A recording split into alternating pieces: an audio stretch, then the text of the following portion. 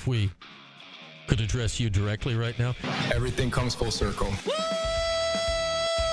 That's number one. I don't tell him what questions to ask me. There are a lot of people around town that have the same question. Brush my teeth. I'm gonna get washed in the morning. I can't confirm or deny. You know, just keep going a little bit longer here, Mike. Keep going a little bit longer. EN Radio. Fran Brown this, Fran Brown that. If you want me to take a lie detector, Brian, I'll take it. Portal watch this, Portal watch that. The dog Marmaduke. People say I like that dog. What are you talking about playing walk-on? Who do you think walked onto the team? Anybody that thinks this is going to come back is either naive or plain stupid. All across CNY. Kick the tires and light the fires, Big Daddy. It's the 315. Hardy faking, feeds the Grace Jameson. Got it! He scores! Here's Brian Higgins.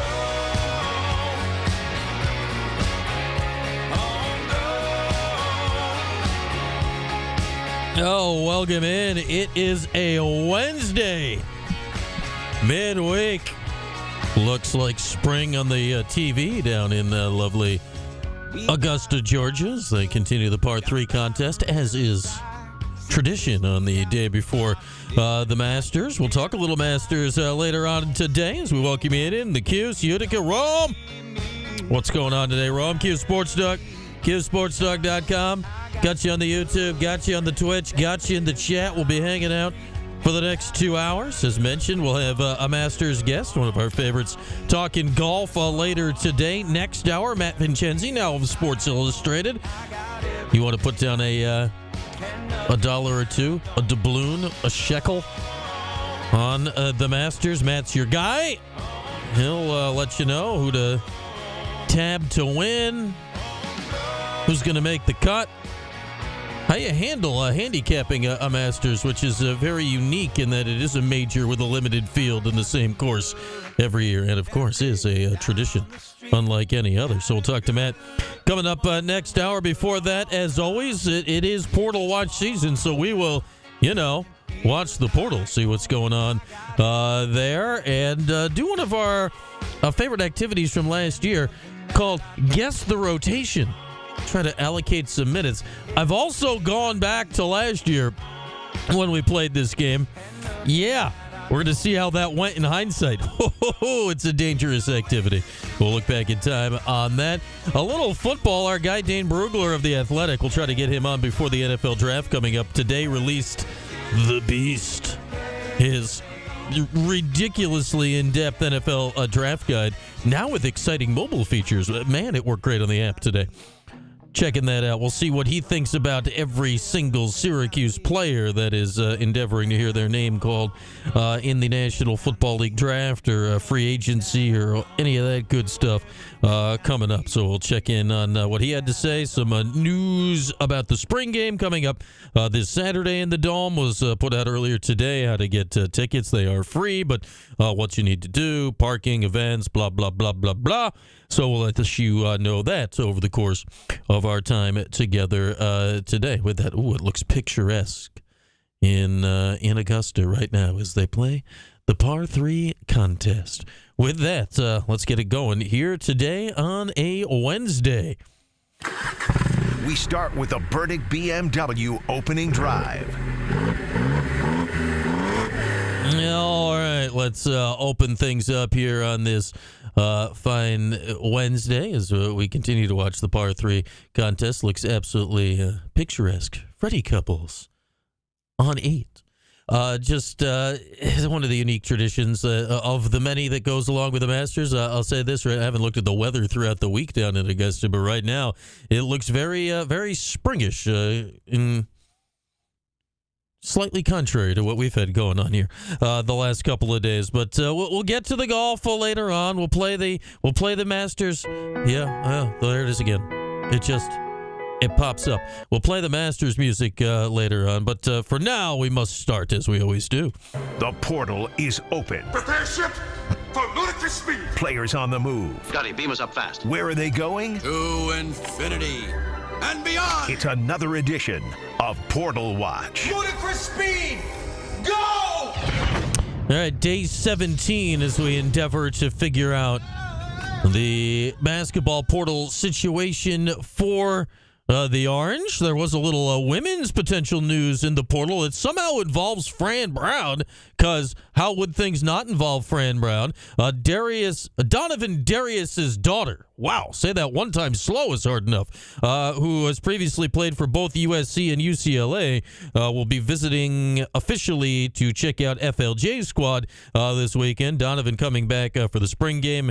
As we know from the story we've heard time and time again, Fran got a chance to go to the Wisconsin-Syracuse game at the old Giant Stadium back in 1997. Donovan Darius tackled Ron Dane a lot. Yada, yada, yada, yada. They're both from Camden, and now here we all are. So everything coming together this weekend as we await to see who might come into the fold from the women's basketball side of things in the portal. They need they need a little something, in that they haven't gotten a little anything as of yet so far this season. So they gotta get something coming in, and it could be another sport legacy. Lexi McNabb's been on the team the last few years. Donovan McNabb's daughter, and now Donovan Darius's daughter Dominique. Woo! Man, Donovan, you are making this tricky. Donovan Darius's daughter, Dominique, out of the transfer portal from USC and UCLA, most recently of USC, has 1 year of eligibility left. She is a guard, and she will be officially visiting this weekend, coinciding with the spring game, of which Donovan Darius is coming back to check out. So cool news for the entire Darius family. A little bit of that. I was checking on the person we keep watching, this Jerry Dang, out of Florida State, the 6'9" shooter, originally from Rochester, born there and lived there, I think, until about the third grade, and has been at Florida State most recently. Also grew up in Texas after that, I do believe. 6'9" can really shoot it from the outside. Nothing moving there, but we did then see that announced, I saw it on Jerry's Instagram today, as we had to do our standard daily Instagram stalking, that Florida State star leading scorer the last couple of years, Jameer Watkins, has both, for the second straight year, simultaneously declared himself for the portal and for the NBA draft. I think, and he put out a nice statement basically saying he's going to the league. So I think he's officially going pro this time. He does have another year of eligibility left if he wants it. He did both of these things last year, went and tested the waters, as is the lingo. It ended up coming back and leading Florida State in scoring again this year, presumably off to the pros now, as we continue to wait on Dang to see if that could be another addition to the Orange portal class this year. But that brings us to now. And again, if Deng signs, if anybody else signs, we'll have to do this again.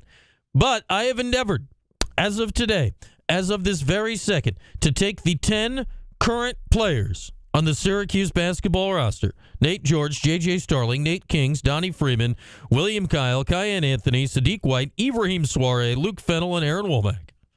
4 portal guys, 4 freshmen, 2 returners. There are 200 total minutes that you get to employ during a basketball game, a regulation basketball game, 40 minutes each for 5 spots on the floor. The math works out to 200 total minutes. I have endeavored to allocate said 200 total minutes to the 10 current players of the basketball team to see where that might leave us if we, dole them out a little bit right now. And to see, all right, do the numbers feel about right? Do you need one more? Can you fit one more? Let's begin. Your starting point guard is going to be Nate George. I don't really see any way that's not going to be a thing. I gave Nate, initially I gave Nate like 32 or 33 minutes. The fun thing about doing these is invariably you do it and you realize you handed out about 20 too many minutes. And that happens almost every time you try to do these things. I got Nate George at 31 minutes a game. 31, which would actually be a decrease of what he just did at Georgia Tech. He was at 35 and a half minutes a game this past season at Georgia Tech. So we can handle a heavy load. We're trying to back it off a little bit with the thought process of what Red keeps telling us he wants to do. Play a lot of guys, play as hard as possible. When you get tired, raise your hand, come out, get a blow, come back in. 31 minutes for Nate George. J.J. Starling. I've got him starting at the 2 right now. I'd say that's about as locked in as anything, along with Nate George of the backcourt right now. J.J. last year averaged 34.5 minutes a game. I'm going to back it off a little bit this year, just with the idea of fitting everybody in. I'll put J.J. down for 33 minutes a game this year. 33 minutes a game. At the moment, I'll say Nate Kings is starting at the 3, the big guard, small forward, whatever you want to call it here for the Orange. Could it be him? Could it be Cayenne Anthony? Both are going to play. Both are going to play that spot, play the 2, play in the middle there. I got Kings down for 24 minutes a game. He played 27.5 minutes a game last year at Oregon State. As you can see, what's happening here already is just to make this work, we're having to back off a little bit the minutes these players played last year at their respective schools. So, will that happen? I don't know, but in order to fit them and the freshmen into the rotation at anything of a reasonable minutes allocation, some of these guys may actually play fewer minutes than they did either at Syracuse in JJ's case, or at Georgia Tech, Nate George's case, or at Oregon State, Nate Kings's case. Donnie Freeman, I got him starting at the 4. I'm putting Donnie down for a flat 30 minutes a game. He played 25.5 minutes a game this past year before he got hurt. I still think, looking at this roster, even with the return of Starling, even with the addition of George, even with the addition of the freshmen Anthony and Sadiq White, that if this Syracuse basketball team is going to be the best version of itself next year, if they are going to approach whatever their ceiling is next year, I think that would be with Donnie Freeman being their best player. So 30 might be conservative. If Donnie's your best player, he's probably going to play more than that. But I think the ceiling of this team can best be reached if Donnie is the one that comes closest to realizing his potential next year as being big, talented, double-double, 3-level scorer, all of the stuff that we anticipated last year and saw glimpses of at points before his season was ended prematurely with injury. At the moment, I got William Kyle starting in the middle, but I think this is toward a nod toward the roster Red is putting together right now. Is that, all right, I got William Kyle starting at center. I'm saying 18 minutes a game. 18 minutes a game. I kind of middled it here. Last year at UCLA, injury, crowded roster, he played just under 10 minutes a game at UCLA, which is in the Big Ten, which will make sense one of these days, or never. 2 years ago, at South Dakota State, when he was the conference defensive player of the year there, he played 27, nearly 28 minutes a game. We'll split it. We'll split it in half. 18 minutes a game for William Kyle. Now the bench. And I think when we try to figure out minutes allocation, at least right now, in April, 6 months before anybody actually needs to figure it out, that the two biggest unknowns are the two guys that maybe long-term have some of the biggest potential alongside Donnie Freeman. It's the two freshmen, Cayenne Anthony and Sadiq White. Will either start? I don't know. Should either start? Who knows? Both are going to play. I don't really see a world in which both don't play and both don't play significantly.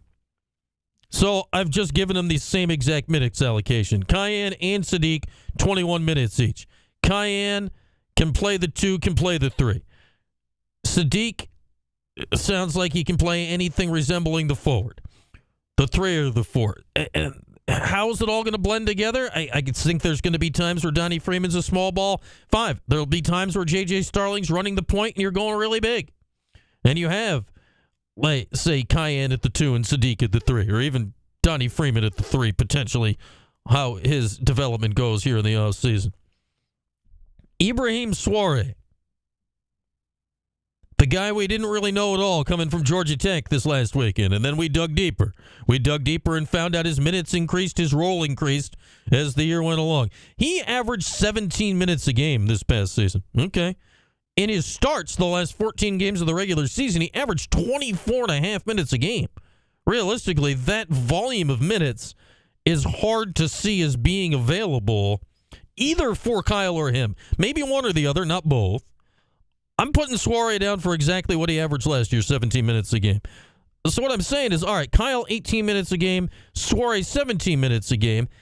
In this hypothetical version, I'm allocating about 5 a game to go small ball with Donnie at the 5. We'll see how, obviously, that all plays out in due time. All that leaves us left over is just 5 minutes. I've tossed it Luke Fennell's way, the 4-star Australian 6'6" combo guard, to be kind of a backup point guard for Nate George at points. I'd say if I got Nate down for 31 minutes a game, that leaves 9 more minutes at point guard. Give that to some combination of Fennell and Starling, and then Aaron Womack. Sorry, buddy, we ran out. Just ran out of minutes here. And that's where I'll be interesting, because when we talked about, I don't remember, it was late this season, we sort of did a deep dive on recent years and noted that this year JJ was the only guy in the team that got even 30 minutes a game, and he was close to 35. And nobody else hit 30. We look back at recent years and saw, obviously, in the years Jim Boeheim played a tighter rotation, there were going to be more people up there. But the years Syracuse had better success, you had 3 guys that were doing 30 minutes a game. I just went back today for the heck of it and clicked on the 03 stats. Like, in what good reason are you going to take Carmelo Anthony off the court? Jim Boeheim's answer was, yeah, there's no good reason to take Carmelo Anthony off the court. He averaged 35 and a half minutes a game. Why? He was the best freaking player in the country. Why wouldn't you play him for a lot? So I'll be very interested to see how this all breaks down. I'm always in favor of get your best guys on the court as much as they legitimately can handle it. Obviously, if you added Jerry Dang or somebody like that, the calculus changes again. Later on this hour, I'm also going to show you how much from like a year ago, how much the calculus changed from doing this exercise a year ago to then when the season started. Because, my goodness, we were wrong on some things. And, man, we had to be wrong on some things because at this time a year ago, we didn't even know the whole freaking roster yet. So I found that interesting to go back and look into the history books and see where we were at 1 year ago, or in this case about 11 months ago at this point when they were scrambling their way willy-nilly through the portal season. This year, plan, organized. We'll see how it works out, as that is our Burdick BMW opening drive for today. Oh, boy. Deep breath as always for these segments here this week. I did not look today. I'm going into this blind. All right, we got Mike from Lee Baldwin here. What happened today, Mike? Up, down, all over the lot? What was today's market? Brian, I'm going to start by saying it was an historic day. President Trump came out midday and announced a pause on the tariffs for 90 days for the countries that didn't retaliate, and that resulted in one of the biggest moves in the history of the market. The S&P was up 9.5%. The Dow was up 8%, and quick math on that, that's about 2,962 points, so just under 3,000 points in the Dow, and the NASDAQ was up 12%, the biggest mover of all 3 averages. So really an unbelievable move. We were way oversold. We had a nice bounce. We'll see if it continues. Diamonds were very easy to find. We're going to go with the Philadelphia Semiconductor Index, symbol SOX. That's companies like Micron, NVIDIA, Intel. That sector had really been hit. It bounced. It was up 14% today, so a big move there. Dogs were very hard to come by, but we're going to go with Rocket Mortgage. That stock was down 3%. We have seen a big move up in interest rates the last 2 days, so that's kind of spooked some of the real estate companies and mortgage companies. So tough to find a dog, but we found one today. Another amazing move, and you never know what's going to happen tomorrow. These are crazy days in the market, but it was nice to get some relief. And just to put it in perspective, Brian, we're all the way back to where we were a week ago, so it's not huge move. We're only back to where we were 5 days ago, but we'll take it. Okay. I guess I can go look at my accounts again, and maybe the numbers won't be so frightening at this point.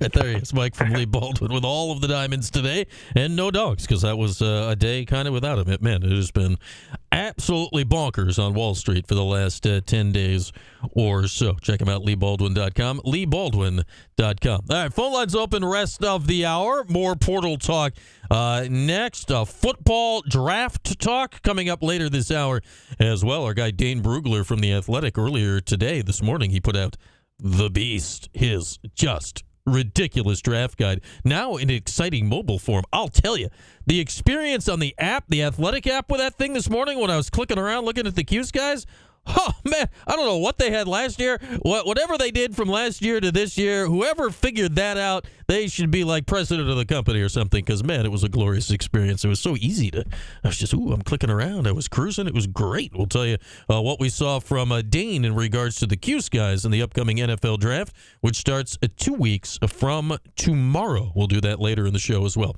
That and your calls, 315-437-7644 for ESPN 44. Back after this is Cuse Sports Talk and ESPN Radio. The transfer portal in college basketball is open. Yep, an adventure into the totally unknown. Listen here for the latest Orange basketball comings and goings. Yeah, on ESPN Syracuse. How much insider trading is going on like right now? Well, the commercials are on. Paulie!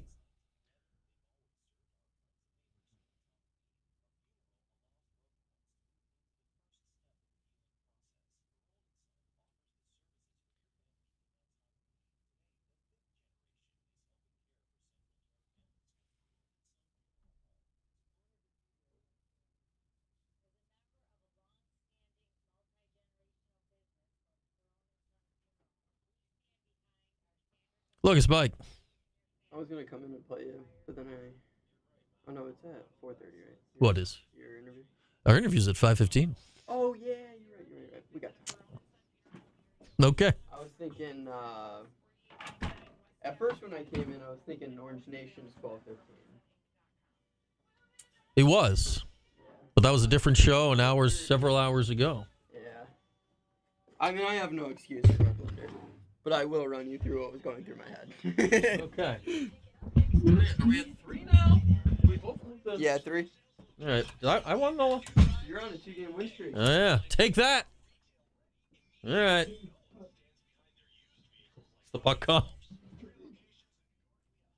An insider predicts Deng to Syracuse. Haven't heard any more centers, Nadal. I feel like I almost dislocated my shoulder. Oh, yeah.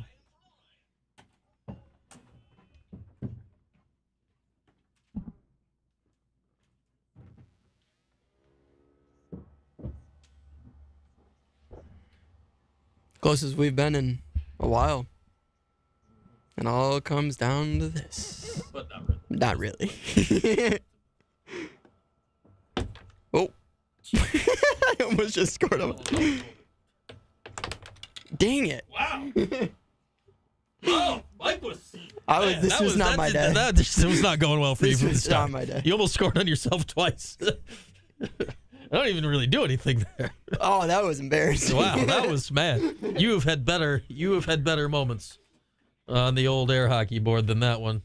Yeah, I'm gonna regret coming in here. Gonna walk away with my tail between my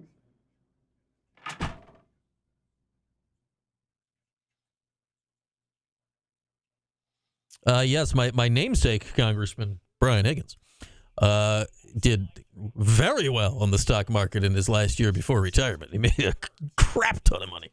Like, I think he was the percentage he made was insane.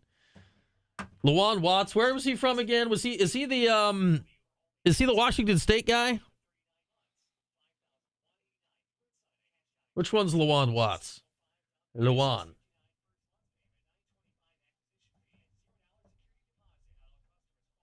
I haven't been up on my Lawan Watts.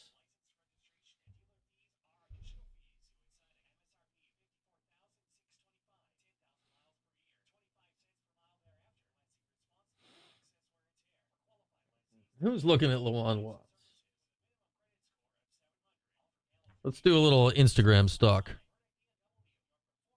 Did I follow Lawan Watts? I don't remember. I don't remember where I'm at on my Instagram stalking of Lawan Watts. It's got a fun name to say. I am following him. All right. Let's do our Instagram stalking. Alex Klein is following Lawan Watts. He's the only person that I am following here that's also following Lawan Watts. Is Lawan Watts following Alex Klein? That's what we need to know. Let's do a little reverse stalk. A little reverse stalk. No, that's not what I wanted to do. Yeah, Alex Klein.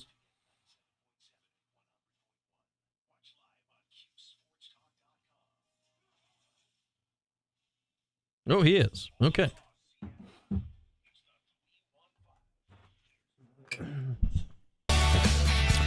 All right, back at it here on a Wednesday. Phone lines open and available to you. 315-437-7644 as we roll along here on this Wednesday. We continue our Instagram stalking of all of the transfer portal's best players to see what will happen next in the world of Syracuse hoops. I don't know if anything is feeling imminent at the moment, but we'll keep our eyes on there's a dude, Lawan Watts from Washington State, who's mutually following Alex Klein, the GM, on the gram. This guy, Jerry Deng from Florida State, the same. Mutual gram admirers. Maybe they just like the same dog videos. I don't know. Anything is possible. Anything is possible. And as we're going to find out now, sometimes things you think are possible, oh my goodness, they do not happen. So the exercise we just did to open the show, the minutes allocation, the trying to figure out the rotation for Syracuse basketball next season as the roster is currently constructed. Well, here's the thing about it. Don't take that to the bank. Don't somehow dump that into FanDuel or DraftKings. I don't know how you do it, but don't do that, because we did it last year. I went back. I went to the archives. We went to the 315 archives. It's a well set up archive system, and we dug and we looked. And I'm like, I know I did this last year. We must find it. Well, it turns out I did this on April 29th last year. April 29th last year. So that was prior to Lucas Taylor's existence and way prior to Peter Majstorovich's existence. Okay. Here's what we did last year. We were very accurate with some of these things.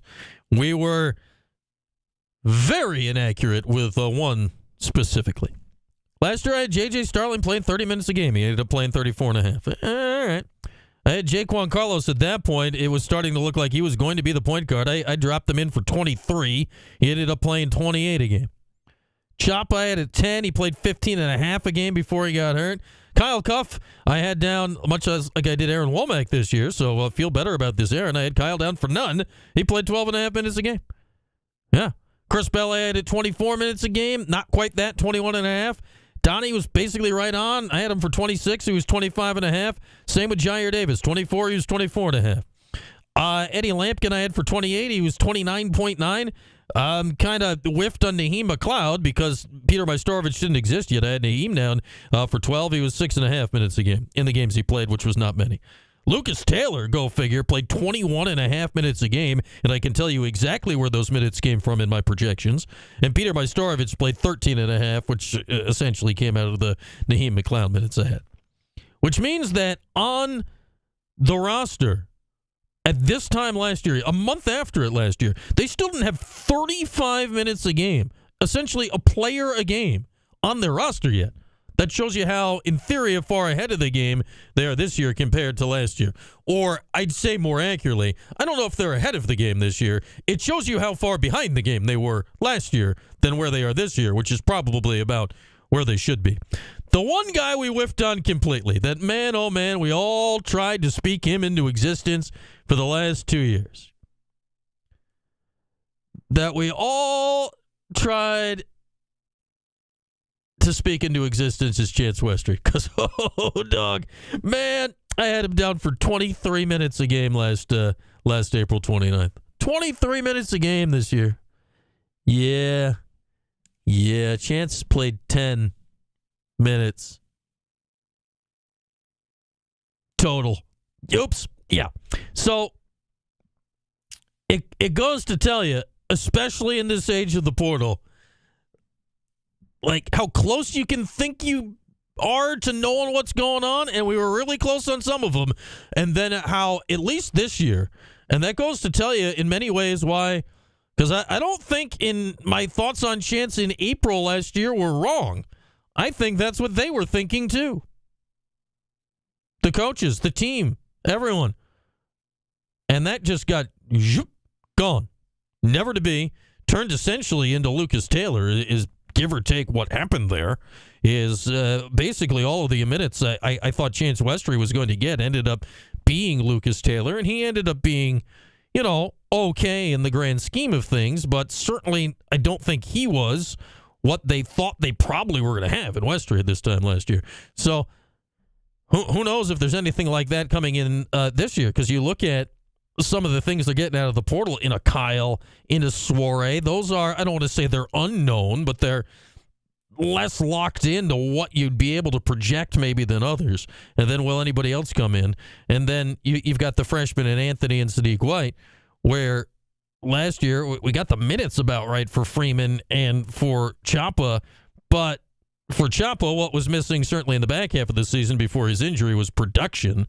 And then Donnie was producing for the most part, but then he got hurt and he didn't play the last few months. So there we are. There we are. The exercise from last year. I feel we had some decent wins, but it also tells you a little bit how where we thought the team was at this point last year, how it went so wrong. Right? Like, it gives a little insight to how it went so wrong, so dramatically as it did, with, getting stuck with Carlos playing so many minutes at the point guard and then not having access to Westry, who I think a year ago at this time everybody thought was going to be a big deal. So it'll be interesting to see, a year from now, where are we at? It's always interesting to look back on the past and see how it compares to what you thought and did it line up with what you got. Because sometimes it tells you how you did better than where you were. I think this tells you a lot how Syracuse shorted where they were at, especially without adding in any of those other guys. I think I did one before that where I actually gave like 20 some odd minutes to Dakota LeFew, and go figure how differently that looks compared to then what happened, and then Carlos, and on and on and on and on it goes as it trickled down and bled away. Now you have the names locked down earlier where this is not hypothetical. Like last year, it was like, all right, well, I think a guy, LeFew or a guy like him will be the point guard. He wasn't. Then out of necessity, it became Carlos. This year, we know. Nate George, starting point guard. We know that. Barring injury, we know that.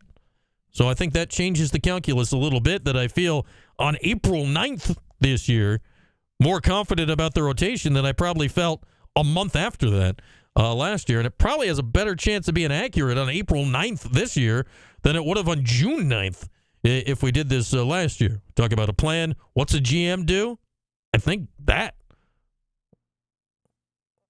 I don't know if Alex Klein's got to be a whiz talent evaluator to deliver that. A little more certainty of what the roster is going to look like when it comes to November, when the games actually start next year. And not to say they're done. This will obviously shake up if they gain anybody else out of the portal, a Deng or anybody else that will clearly be in line for playing time, or if anyone else comes into the portal that's certainly more depth or break glass in case of emergency or whatnot. That will evaluate in due time. With that, we'll take a break here in this hour, brought to you by DVOffers.com, powered by Drivers Village in Cicero.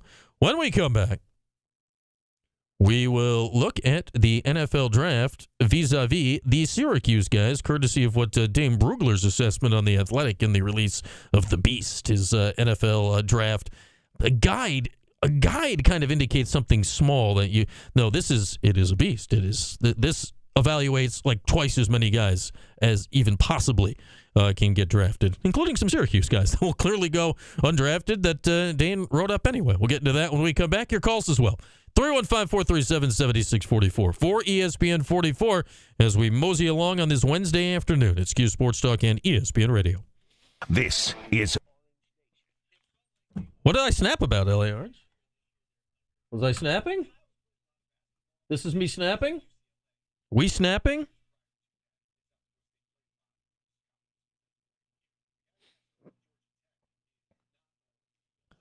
Should I start wearing cardigans, Poppy?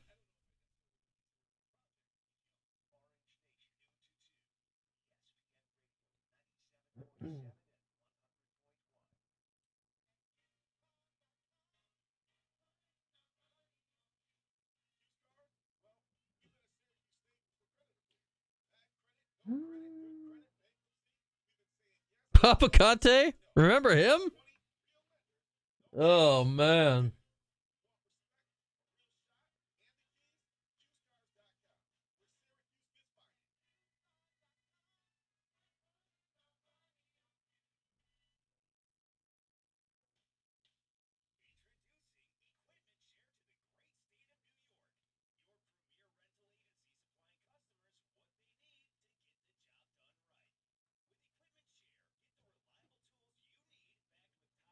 Look, it's Mike. He forgot his ball. Now he's going home.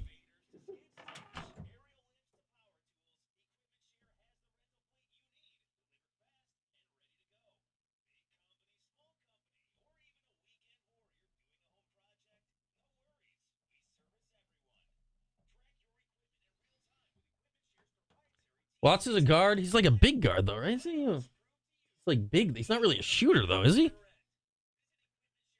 I don't know. It's just I don't know where the room on the roster. Like, why would a guy like that come to Syracuse now with what they have? I don't know where he'd think he'd fit.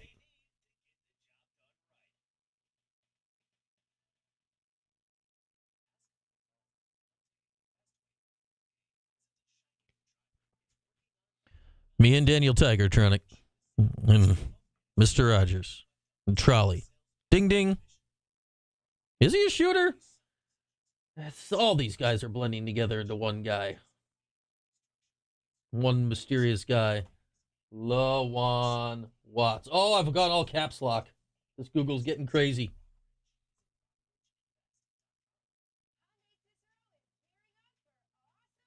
6'6", 225. Yeah, no, he can shoot it. Well, 40% three-point shooter, not high volume. Less than one make a game.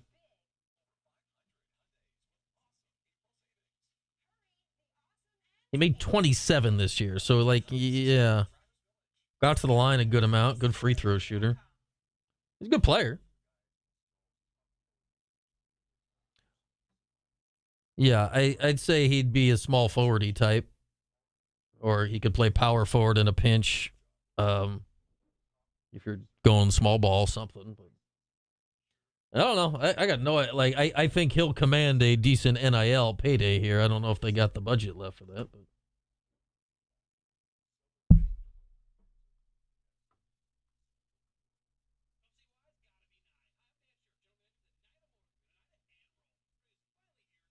Yeah, he's a really good player.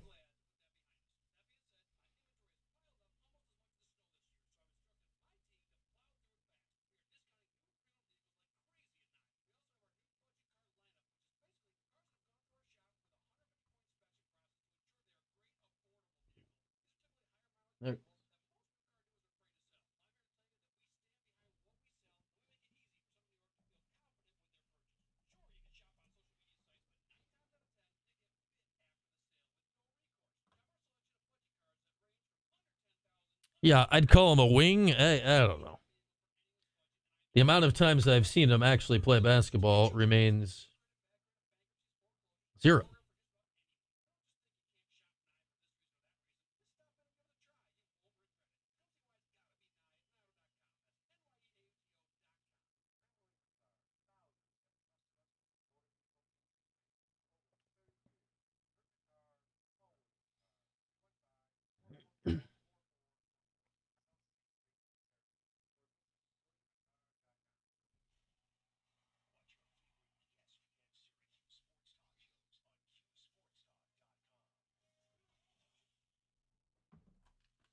It's positionless basketball, remember. 1-5. Here's Brian Higgins. All right, back at it here on this Wednesday. Watching sun-splashed Augusta, Georgia on our television. Is that Rory? Somebody is putting in the par 3 competition right now. Oh, always love the Masters. That gets going officially tomorrow morning. We will have our guy, Matt Vincenzi from Sports Illustrated Masters Picks coming up next hour. Right now, though, phone lines are open, 315-437-7644. Let's hit the phones for the first time today and bring on Riley in Clay. Hey, Riley, what's up? Hey, thank you for taking my call. I just wanted to talk some portal about the current Syracuse basketball roster with hopefully more to come.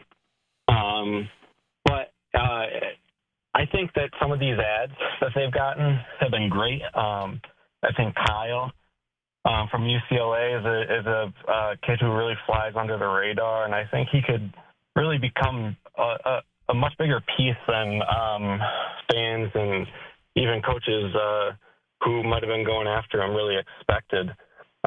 He just seems to have a lot of the talent there. But I do want to, be a little bit critical here. I have been going through last year's roster and the players that have left, and looking at the players that have come in. Mm-hmm. And while I do think that this next season's basketball team is an upgrade from last year's, I don't know if these upgrades are big enough and these portal ads are a big enough splash to really, get this team into the tournament and possibly make a run. But with that, I also just wanted to make one other quick point, and that's the model that St. John's has really laid out. And I really think that Syracuse should try to use St. John's as a blueprint on how to get this program running on all cylinders like it has been for so many years. I think a big part of it, while Syracuse's haul, feels impressive, the collection of the solid pieces seem more of it doesn't seem like a transformative group. And I really also just want to add the on-court success. St. John's went from a team that had probably been irrelevant or close to it for 40 years, and within 2 years, of course, with an amazing Hall of Fame coach, were able to right that ship. But they did it in a way without having to live by embracing the history of success in the past with Mullen and Carnesecca, while of course still embracing them, not necessarily holding St. John's and this program to a standard of the old St. John's. And I don't know if we can really compare the program at Syracuse going forward to the program that we've always had here for so many years. I just think that if we can find a way, and it starts with the athletics department, of rebranding Syracuse basketball in a way that it gets us more excited about the future without having to compare, what the success might look like in the future from the success we've had in the past, because it's just a completely different landscape. Yeah, well, I'd say this, Riley, and thank you for the call. Like the one of the main current differences right now is that St. John's has a legitimate multi billionaire that is extremely committed to the current success of St. John's basketball. Like they are swinging big in the portal. What was it? Bryce Hopkins, is that his name, from Providence? That was not a cheap acquisition. He was highly sought after. I have no idea what he got, but I know they have a billionaire that has basically promised Rick Pitino, like, whatever you want, you get. And yeah, Rick Pitino's an all-time great coach. So St. John's, for the immediate present, is set up really, really well when it comes to that stuff. The thing you wonder with St. John's is, Rick's 70, whatever it is. I don't know what the longevity is. Obviously, nobody cares right now because it's all going great and they're having a lot of fun. And then when a lot of your success is sustained by that, and the fact it's being funded by a very specific billionaire, does he want to fund the next coach? The market keeps changing directions every hour and a half now. Like, you never know who's going to be able to afford to fund these things going forward. But I'd say that's the thing with St. John's right now. I've heard, what's there? Are they New York's college team right now? Who was that before? Huh. Interesting. But what are they calling it? New York's college basketball team? I don't know. Like the St. John's, yeah, they have not proven over the long term to be able to sustain that level of success. So, yeah, it's great for them. They're doing well right now. But they have a multi-billionaire who has Kentucky Derby horses and lots of money that they can go get darn near everything they want out of the portal. And yet, go figure, St. John's, somehow, talk about how not everything goes right for everybody. Who was the Final Four most outstanding player this year that came out of the transfer portal? Who was that? Walter Clayton Jr., who played at where? Iona. For whom? Rick Pitino. Portal's hard, huh? Oops. Yeah, and then St. John's leading scorer got benched for the end of their loss of the NCAA tournament. He himself is in the portal. So I'm just saying, if that exact scenario, everyone wants to be St. John's right now if you're Syracuse. And I get it. They had a great season. They're a 2 seed. They won the Big East tournament. All was great. Yet, let's all examine ourselves as Syracuse fans right now. If Syracuse, as a 2 seed, had gone out in the second round of the tournament and had left their leading scorer on the bench for the last 5 minutes of the game extremely intentionally. I mean, he was having a terrible day, but if that had all happened, yeah. How do we all think that post-game show would have gone? How do we think that would have gone? We think we would have all been very happy with the transfer portal then? We think we would have all been very happy with the head coach then?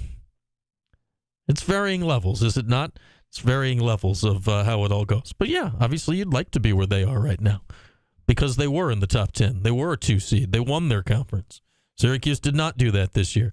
But I guarantee you, if Syracuse this year had St. John's season this year, because Syracuse has had those seasons in the past of being, highly seeded and bowing out early in the tournament. And how do people remember those years? Exactly. So we'll see. We'll see where this all goes. But I will say, all things considered, what was it? George in Memphis, when he called yesterday, asked for my grade of what they're at right now. I'm not giving them an A+. I think they're doing a very solid representative job right now. Feels like a solid B. Solid B in the portal right now. But we also saw 2 years ago, and they had Judah Mintz. And now you've got bringing in a point guard in Nate George. I'm not saying Nate's Judah or whatever. They're very different ball players, I think. We also saw this past year, when you don't have that guy, how fast things can fall apart out there when you don't have like the rescue button for your offense at various points in the game. At least now you got a point guard to keep things legitimately, on track. And an ACC level point guard. And a guy that played that role this last year for sure. All right, let's take a break. We'll get to some football stuff later on. Phone lines remain open, of course, in this hour, brought to you by William Attar at 315-437-7644. That is for ESPN 44. Much more to come as we watch the lovely skies at Augusta, the patrons, the first cut, the azaleas, all the things that you have to say when you're looking at Augusta National. We'll step aside for a few. Back after this on a Wednesday. It's Q Sports Talk at ESPN Radio.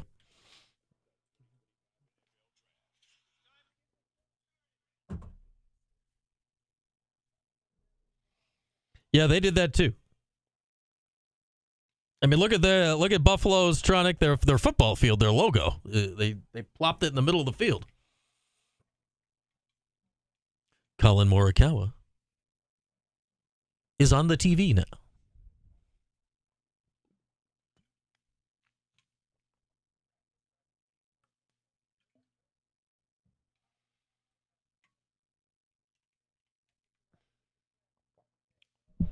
But yeah, what can we get a little Juan Watts? He seems fun.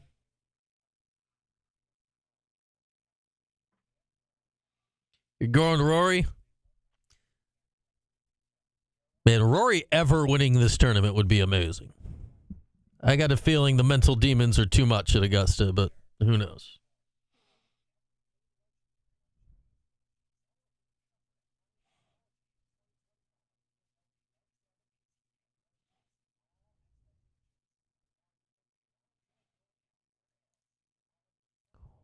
What was the year he had the giant lead? And Fun fact about that year?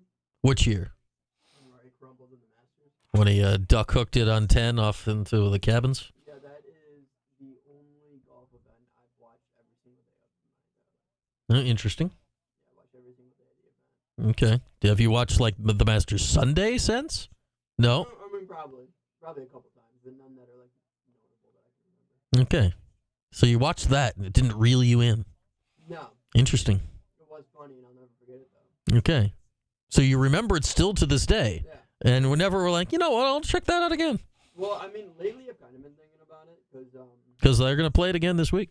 Because I feel like golf's one of those sports where the only time you like love watching it or enjoy watching it is if you actually like understand how to play. Because like to the normal viewer, there's like, oh, they did what they're supposed to. But like on every single shot, like I feel like only real golfers understand how beautiful it is. You know what I mean? There's also the competition aspect of it. I don't know if you need to know how to hit any of the shots to understand that. Just in your mind, just believe everything is a lot harder than you think it is. And then maybe you'll be more intrigued by it. Like the normal person, I don't feel like they understand that 99% of the people in the world cannot even do what he just did. No. Like even make it onto the green on a par 3. Like most people just simply can't do that. Like, and you just don't get how impressive it is. You turned away. That actually went in. Oh, did it? Yeah. Oh, shoot. So more than 99% can't do that. Yeah, no one can do that. Yeah. Like I was referring to even put it on the green. No, he side spin yanked it across the green right into the cup. Joaquin Neiman. So yes, I am much more intrigued to watch nowadays because I feel like I can really actually appreciate it a lot more. Oh man, yeah. That when Rory was on the 10th tee at that Masters, it was over. It was over. I'd say the most impressive thing is he bounced back and won the U.S. Open that year by like 8 million shots. So it's like, oh, he showed some mental fortitude, but then it always bites him again at the Masters. I just wish I was like 5 to 10 years older because I wasn't old enough to like really appreciate Tiger Woods. You know what I mean? Like I knew as a kid that he was the best golfer and he won all the time, but like now that I understand how hard it is, it's like I wish I got to really appreciate it when it happened. No, it was phenomenal to watch while it happened. Well, yeah, but you're looking at St. John's now, Riley. Like, the reason they're good is because they got a billionaire. Like, it wasn't because they disassociated from the past. They got a billionaire in Rick Pitino. Like, you don't need to look back at Louis and Chris Mullin when you got a billionaire in Rick Pitino.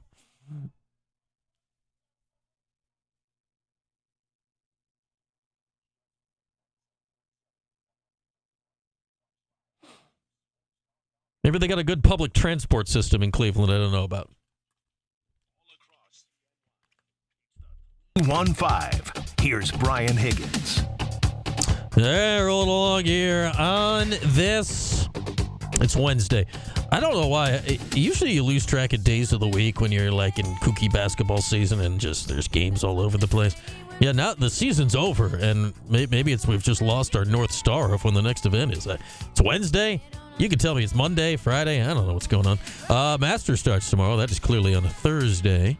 You'll next break? Yes. Oh yes, I see it. It's next break. Next break, our hourly update started today. So next commercial break, you will hear our Westwood One hourly updates from Augusta National. Every hour, on the hour, throughout the rest of the week. Live updates from Augusta.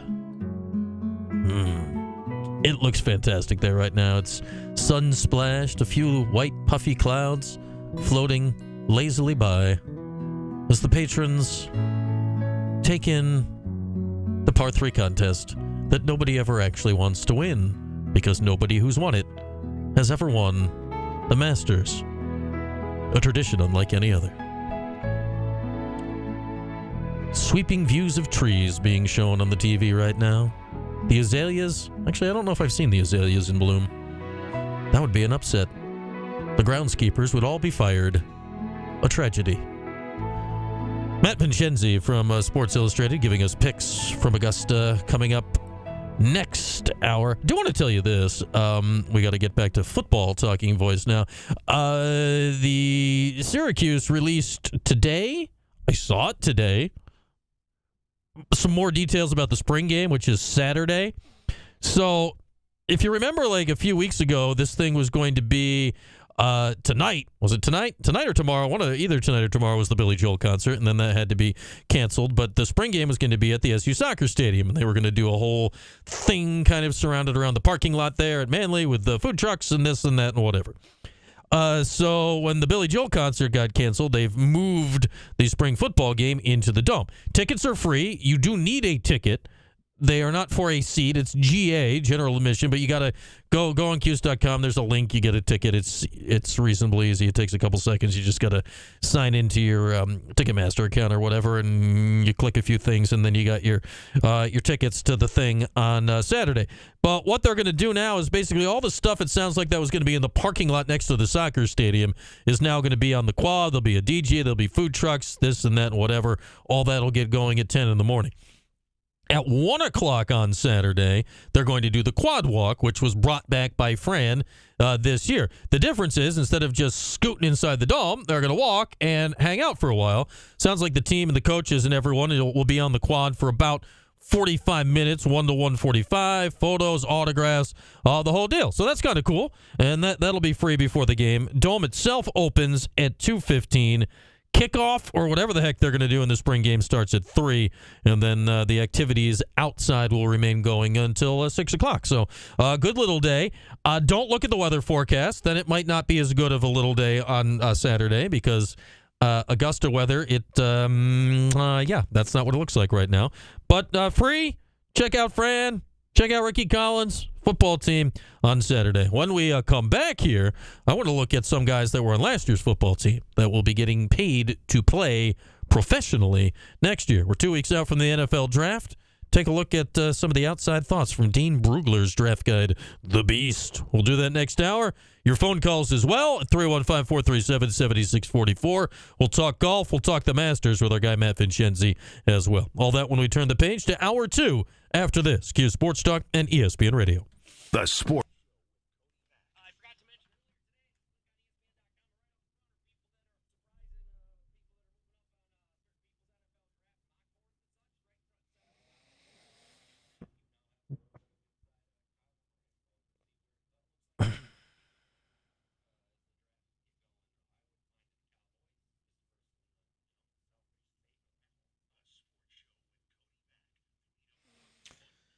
I say they might, Riley, but if Pitino retires and then is replaced by not Pitino, their head coach won't be Rick Pitino anymore. There's no guarantee any of that stuff keeps going. Yeah, they're doing great right now. But Syracuse ain't going to fire the chancellor to get better at basketball. The chancellor's not going to change how he operates things. Yes, it will. Why? Look what happened at Louisville when he got bounced. They imploded.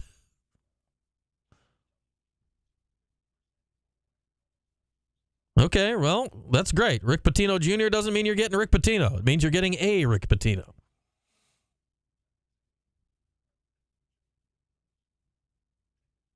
There are no guarantees of continuity in anything in modern college athletics.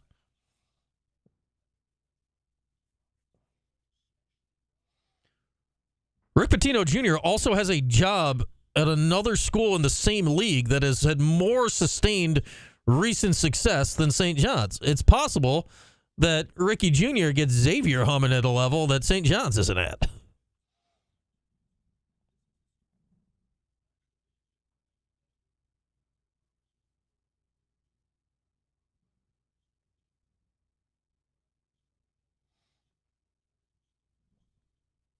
Or that Rick Jr. will go get a job in the Big Ten like he already had once, or who knows what.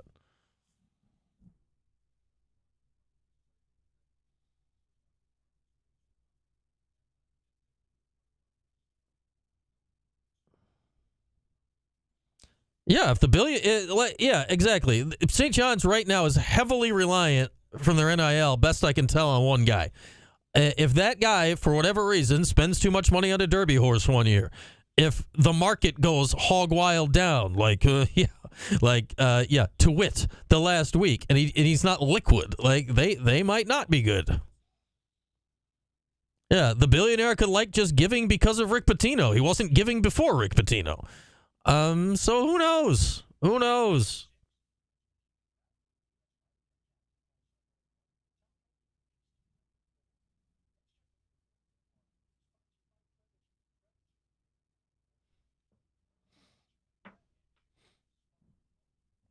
Who knows what will happen? Good for them, though. It was a fun season for St. John's. It's great. I think Syracuse should play St. John's a lot of years. Play a road game in the Garden. I don't even want a home and home. Go play them. That would be a great game for Syracuse.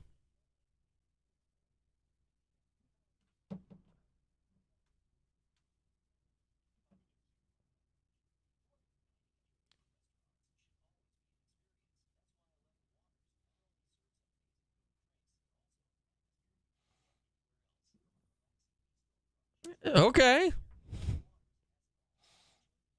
Exactly. It doesn't matter why the billionaire's not around, right? When the billionaire's not around, they don't have the access to the $1 billion.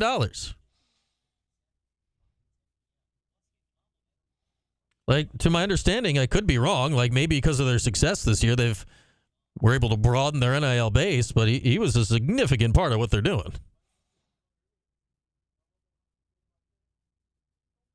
But now that St. John's basketball is hip in New York again, obviously there's plenty of money in New York City if they want to get behind it, but who knows? Also, 30 years of St. John's Syracuse games where Syracuse had more fans in the Garden than St. John's did.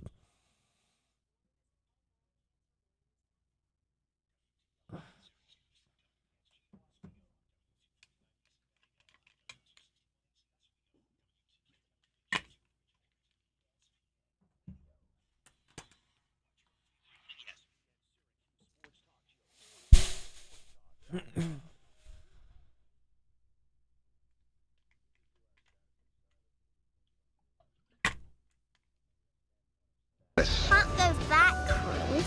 Can't go forward. What am I gonna do? Hey, what happened? Lisa, if you don't like your job, you don't strike. You just go in every day and do it really half-assed. That's the American way. I hope it's happy hour. It's 5 o'clock somewhere.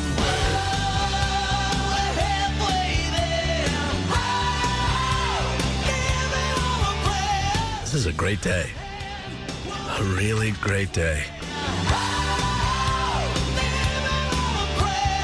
All across CNY, it's the 315 with Brian Higgins. Halfway home, we drive into the second hour with Burdick BMW. That we do. Hour 2 is upon us. Join if you'd like. 315-437-7644 for ESPN 44. Matt Vincenzi, Sports Illustrated golf writer, prognosticator, Masters picks, coming up in about 15 minutes as we look our way to Augusta tomorrow. A lot of basketball portal watch. We projected the Syracuse rotation best we can, 7 months out to start the hour. Then we compared our projections from last year at this time to this year, some of which went remarkably well, some of which, Chance Westry, went shockingly poorly. So we got that on the record. We've peered at the portal. Nothing going on at the moment, though vigilance always in case news does break today, tomorrow, or whenever. But want to start hour 2 with this. Dane Brugler, we got to get Dane on the show here in the next couple weeks, our draft analyst from The Athletic, who we've talked to a couple times over the last months or so. He wrote about Kyle McCord and other Syracuse guys over the course of the last few months. Always great to have Dane on. We'll have to try to lock him down either next week or in the lead up to the draft. A busy fellow right now. And the reason he's busy is because today on The Athletic, The Beast was released. Dane's NFL draft guide. There's a PDF. I think you can actually order it, print it up or whatever. He evaluates 400 to 500 players. There are 200 some odd picks in the NFL draft. He goes full on overkill on it. he goes full on overkill on it, and it's fantastic. This year, though, now I'm sure Dane is not involved in the website design and the app design for The Athletic. Last year was like the info was great, but you had to download a PDF, and it was like there was a lot of stuff. This year, there's like tabs and clicking, and you can click positions and orders, and it's easy to scroll because all the players have their schools, and you can just scroll, look for the Block S if you're looking for Syracuse people. And oh man, it was a dream to use, where in the past it's been great information, but somewhat of a pain in the butt. So this year, user experience has increased like 8 million fold. It was great. So I went through and I looked up. I just said, all right, what Syracuse guys are going to be in here? And we started. Where do you think we started? Where do you think we freaking started? Kyle McCord. That's where we started. So Dane has Kyle right now as his number 7 quarterback. Number 7 quarterback. It's going to be really interesting to see where McCord lands. Dane's got him as a 3rd or a 4th round pick right now. In his write-up, he called him a backup with starting potential in the right situation. I still think, Kyle, I'm sure he is killing it in these meetings and the whiteboard stuff and the football talk and, knowing offense and all that, because he was just dynamic at that stuff. Anytime we talked about it last year, it was clear he had great understanding of it. I think he's got a chance to be a really long-time NFL player, regardless of if he starts, because he'll be a great fit in the parlance, in the quarterback room for some NFL teams. So they had him 7. Dane had him 7, which it feels like he's going to be anywhere 5, 6, 7, 8, 9, somewhere in that range of quarterbacks taken. And again, especially in the quarterback position, it is very eye of the beholder when it comes to the NFL. LaQuint Allen, Dane had as the number 17 running back in what is a very deep running back draft this year. Labeled him a 4th or 5th round pick, but described them as being an electric committee back and special teamer. And he said what everyone said about LaQuint. Solid enough as a runner, but what's going to make him stick if he sticks in the NFL, the fact that he can catch the ball. What do you have, 60-some-odd catches last year? The fact, and Kyle told us this all season long, that he's a great pass blocker.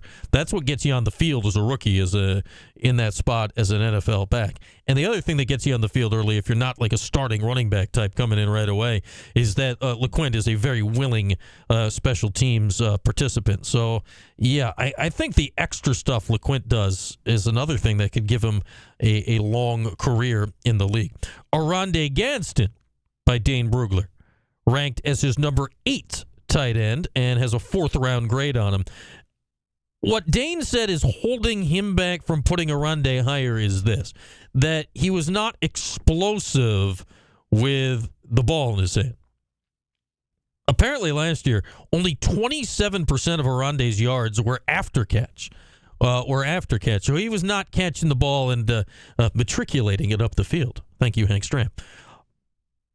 So, again, he was still, he was a year removed from the Liz Frank injury. You wonder if that was anything. I remember him being maybe a little more dynamic after the catch pre-injury a couple of years ago, so perhaps that's something he can get back to his game. There's clearly a role for Oronde in the NFL, chain mover, a guy of his size and all that.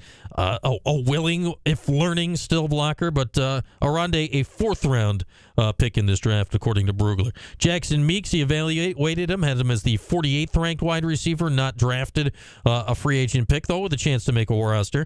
Savion Washington, all 6'8" of them. He had his 43rd ranked offensive tackle, not drafted. On defense, Fidel Diggs, he had as the 24th ranked edge rusher. And much like LaQuint, had a 4th, 5th round grade on him. Called him a change of pace guy off the bench, but much like LaQuint, highlighted his ability to participate and succeed on special teams as a way that he can help make a roster. Elijah Clark, Cinco, had him as his 22nd ranked safety. Had a free agent grade on him, but same deal, says if he makes a roster, it's going to be because of everything he's bringing on special teams. And I think it's a lot of what we noticed here, too. Cinco's getting dinged a lot for this, that he just didn't make a lot of plays on the ball this year. For a guy that was around the ball a lot, He wasn't getting interceptions, deflections, stuff like that. He made plays, but he was not a ball hawk, I guess, as it was. So it'll be interesting to see where Cinco goes. And the two Orange linebackers, Justin Barron and Marlo Wax. Barron was ranked 27th at linebacker, essentially at his first year playing linebacker. Wax was ranked 50th, and he didn't even have a write-up on Marlo, and that's just a size thing.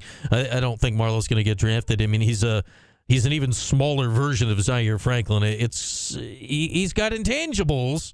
Marlo leads the league in intangibles. We'll see if he can use it to latch onto a roster like Zaire did and create Zaire's created a great career for him out of it and created a life for himself out of it. Marlo, I think it's going to be even a tougher ask for that to happen.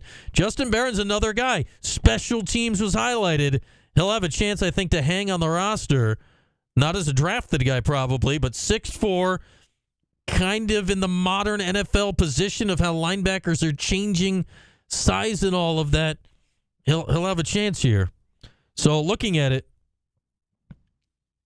and it doesn't look like any of these Orange guys necessarily are fringe drafted guys here at the moment. Maybe Clark, but it looks like, McCord's going to get picked, LeQuint's going to get picked, Fidel's going to get picked, and Arande is going to get picked. And they may all potentially third or fourth round grade on McCord, fourth round grade on Gadsden, fourth or fifth round grade on Diggs. Fourth or fifth round grade on LeQuint. They may all go in the fourth round early on Saturday. Is very possible. And McCord at the moment seems to be the leader in the clubhouse. If anyone will sneak into day 2, which is 2 weeks from Friday in either the second or third round. So at the moment, you're looking at 1, 2, 3, 4, 5, 6, 7, 8, 9 Syracuse guys who might see some time in a training camp. I'd say 4 seems to be the realistic draft number for Orange coming up this year with McCord, Allen, Diggs, and Gadsden. I thought Elijah Clark might be in that group at the beginning of the season. I don't know if he elevated enough during the year to get drafted, though based on size, athleticism, special teams, and all that, he'll have a shot. I think certainly at a training camp, if not to play his way into a roster position or a practice squad position or something like that from there. So we'll be very interested to see how that goes. NFL draft first round is 2 weeks from tomorrow night. Kyle McCord 2 weeks from Friday. Hopefully sneak into that third round. Those quarterbacks, man, it gets hard to predict when it goes in there. That's all from Dane Brugler's NFL draft grad on The Athletic called The Beast, because it's very large. Try to get Dane on sometime next week or the week after. Talk the Cuse guys, talk the Giants, the Jets, the Bills, what all the local teams are going to do. What are my Giants going to do at 3? Other than probably screw it up horrendously. Ugh. We'll take a break. Masters picks. Next, we'll get our guy Matt Vincenzi from Sports Illustrated in. Preview the Masters after this here on Q Sports Talk and ESPN Radio.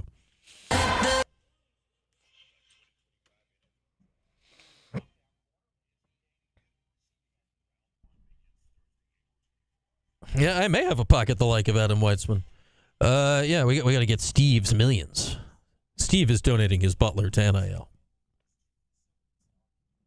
I don't know what Shadur's going to do. So he is anywhere from like 2 to the second round in mock drafts. Nobody knows what's going on with him. And realistically, that'll probably dictate a lot of the draft.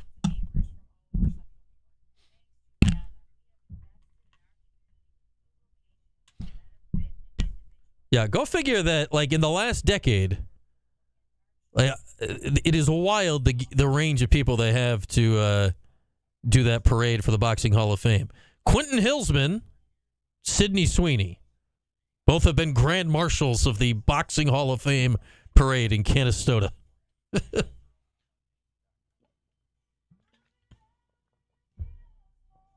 Drew Fielder was going to USC, then ended up in Boise. He's a good player.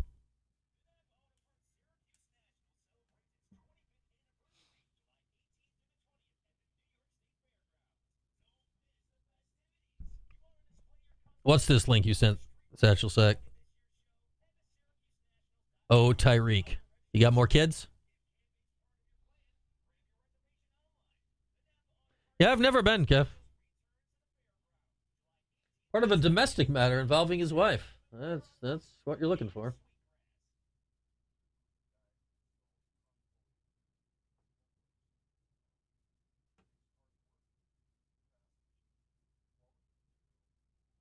Oh, Charles Way. Back in the day where you could use a good fullback.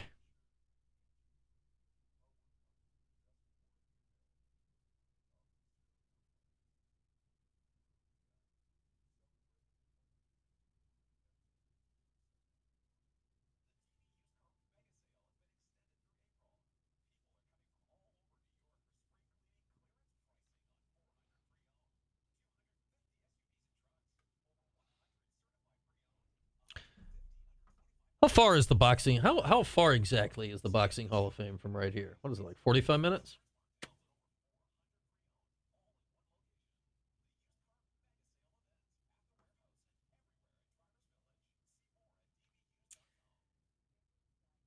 I'm not sure of San Diego Q's.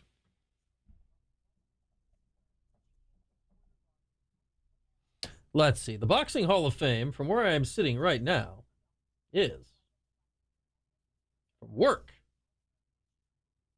8 hours and 22 minutes. Walking. Well, why would I be walking? 27 minutes driving. From home, 24 minutes. Okay.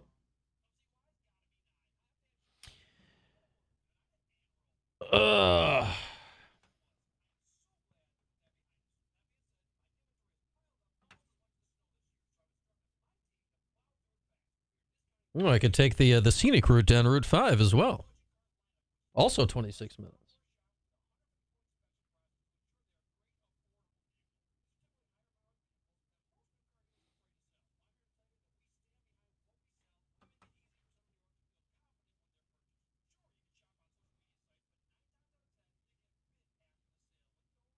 Yeah, I've never been. I should go at some point. I like a Hall of Fame.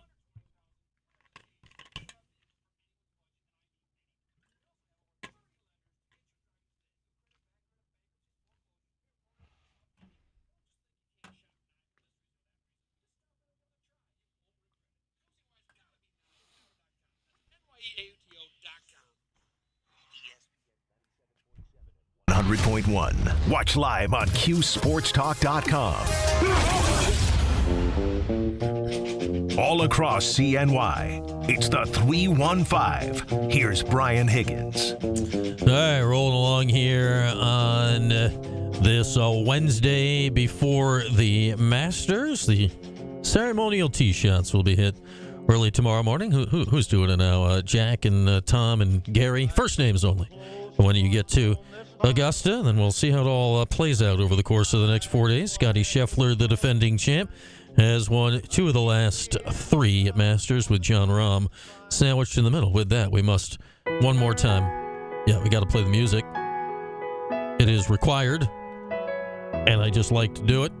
As we bring in our next guest, he is Matt Vincenzi from Sports Illustrated, golf writer, golf prognosticator. There, Matt, always great to talk this time here. Thanks so much for hopping on. Hey, happy to be back. It's been a while. All right, so we love to check in with you before the majors for sure, as that's certainly when more people have eyes on the tournaments and the golf betting. For you, handicapping this event specifically, how different is the Masters to look at when you have the limited field, the same track every year, and it's got to be the one we're all most familiar with coming up at this time of the year? Yeah, I mean, I think honestly, it's easier in a way because. It's almost like Brooks Koepka said, 5 years ago about the U.S. Open and why he likes it because there's only a certain amount of guys who can win. And, looking back at it, I don't think there's been anybody since, the last 15 years or so who's won it, who's been outside of the top 30 in the world rankings, or now more accurately the data golf rankings of the best players. So, yeah, you get an outlier here and there, but those outliers even tend to be players who are either playing really well or they're good. They just haven't really won a major yet. So I think it kind of narrows the pool of who can actually win. So they tend to be actually a little bit easier to handicap. When you look at this tournament specifically, how much are you relying on, the studs right now versus, course history? Because we certainly know that plays in at the Masters as well. Yeah, I think it's a combination of course history and recent form. I can't really think of any instances where someone's come in completely out of form who hasn't shown anything at all and won the Masters. So I think, course history is important. There's a reason why only Fuzzy Zoeller has won on his debut at the course. But I also think, you can't rely on course history alone. You got to be hitting the ball well. If you're looking to find something, you're not going to find it here. Yeah, it's very rare. I think, Phil Mickelson, 2 years ago, he came in and, he played great for a while and faded a little bit late. But it is so rare, right, to be able to finish it all the way home, which is why, hey, Scotty Scheffler's won 2 of the 3 of these things. And you wrote in your preview article the other day, you're looking at Scotty and Rory, who are, with great reason, the 2 betting favorites here. How do you analyze those 2 right now, where Rory's probably playing better than anybody else, but Scotty has the unbelievable history at this course? Yeah, I will go as far as to say I would guarantee that Scotty does not win this one because for a variety of reasons. One, he has not looked like completely himself. Obviously, his B game is good enough to beat 90% of players on any given day, but not here, I don't think. We've seen weeks where his irons were good. We've seen weeks where his driver's been good. When he contended in Houston, he gained 7 strokes putting. He just hasn't put it all together yet. Not to mention how difficult it is to win back-to-back. There's a reason why no one does it. Even when he won, he kind of struggled a little bit the following year. I think he backdoored a 10th-place finish, but wasn't really in contention at all. There's a lot that goes into being the defending champion with the dinner and the obligations that you have. And there's just so much to it. So I think that for him to win 2 in a row and 3 out of 4 is incredibly at that spot on the odds board. I don't think you could go there. And then there's Rory, right, who's playing out of his mind of late. There's so many stats out there, and you highlighted some of how well he's adjusted and improved other parts of his game. And yet there's the mental side of it, right, when it comes to Rory at this course, where seemingly every time he's had a shot, something goes tragically wrong for him at some point. How do you evaluate the 2 sides of the coin with McIlroy this week? I think if he doesn't win this one, he probably never will. This is his best chance, no doubt about it. I think this is the first time he's ever come into the Masters having won twice already that season. So he has that. And a lot of players who have won, Rahm won 3 times coming into it. Scheffler won multiple times coming in on both occasions. Players who win the Masters tend to have won multiple events early in the season. So this is the first time Rory's done that. Now, he's playing great. He's winning at tough golf courses, and then you look at the other circumstances with players around him. Scotty's not himself. Xander's still not himself coming back from injury yet. Rahm is not completely, in my opinion, playing at his best. So these players that he's dueling with, Hovland has questions. Oberg has missed 2 cuts in a row. All these players that he's supposed to be battling with for that top spot, there's more questions and marks about them than there is about him in terms of form. Now, the mental part, that's always going to be a thing at Augusta with him, is always going to be in the back of his mind. But I do think he's coming into it with a good mental space, and I also think physically this is probably the best he's been playing. So he's the guy to beat. Yeah, correct me if I'm wrong here. You mentioned a lot of the other top players right now. It seems to be the other of that group, right, that's playing the best right now would be Colin Morikawa. Is that right, of guys that, have had success, have major champs, and it seems he's refound his game here of late? Yeah, and that's the reason why he was my first bet. He was 20-1 for most of the year, which is kind of around the number I got him at, and he's first this season in strokes gained approach. We know Augusta is a second-shot golf course. He's been incredible here his last 3 starts. He does everything you need to do around this place, and he's playing really, really well. He finished second at Bay Hill, but you look at Henley, had a chip in that probably should have went 20 feet by the hole, and kind of bad luck more than anything. He has a bit of a winless streak, and it's been quite a while. But I think it's not the easiest place to get your first win in 2 years, but I do think he's ready to do that, and he's always around here, and I think. he has a great chance this week. Yeah, and does have the two other majors in his back pocket already. We got Matt Vincenzi from Sports Illustrated with us as we're getting you ready for the Masters tomorrow, and always look forward to this week of golf this year. Now we're in our, what is it now, Matt, our third year here of having this separation, of having the live guys here and trying to figure this out. Has it become easier, harder as it's gone along to, figure out how to slot these guys in when they arrive at the majors? Yeah, it's actually the fourth year, believe it or not. Fourth year, yeah, man. Yeah, time flies, and it's easier. I think it's similar to the PGA Tour players in terms of, I think people wanted to put everyone into one bucket when this whole thing started. Like, it's going to be harder for these guys to compete in majors. No, it's going to be easier. They're more rested. The truth is, it's individually different for each of these players. I think some of them, the schedule has been really beneficial for. Look at Bryson, who had a great major season last year. Mm-hmm. And there's some guys who I think need to be sharper and be forced to practice and play more, like Cam Smith, whose game's kind of fallen off a bit. So I think it depends on the player. So, and I think they're starting to play some better golf courses. I think Doral last week was a great test. I was there and got to see a lot of these guys up close because I wanted to get a look at them before the Masters. And I think that was a really, really good preparation event for them. Yeah, and obviously there's a bunch of guys in the live, right, that are former Masters winners. So there is that intersection when you're looking at a Sergio and you're looking at a Dustin Johnson, you're looking at a Patrick Reed. Are any of those guys, popping out to you here this week? Yeah, a few of them for sure. And I think the long odds is the reason why. I mean, first one for me is Sergio, who's hitting the ball, I think, as well as anybody on the planet right now. He gained almost 8 strokes on approach in 3 rounds at Doral. He's in a really good mental space. He's, mentoring the young guys on his team, and he just seems to be really, really positive. And I think he's going to play very well. Win's a big ask, but I think he's going to play well. And the other one for me is DJ, Dustin Johnson, who I think, I know that the tales of his demise have been a bit exaggerated. I think he had a bad year last year, and I think he took it personally. He saw people saying he's basically a retired golfer. He's still 40 years old, just 40. You can win at Augusta when you're 40, and he's shown 6 of his last 8 rounds. He's been the best player in the field on LIV. He had 2 bad rounds. One was, both when they were in contention, but the fact that he's getting there, with the hardest day at Doral, he shot 3 under and was the first round co-leader. And I got a chance to walk up with him a lot last week and walk the practice round with him and Claude Harmon.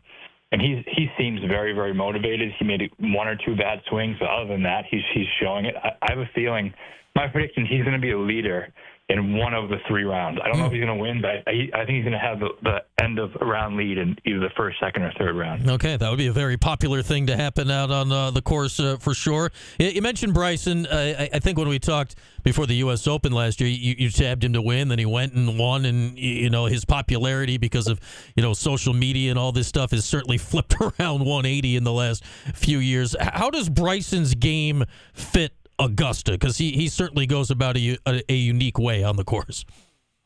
Yeah, he had some great comments this week about he regretted that par 67 comment. I think he's learned as both a player and a person. He's matured and grown.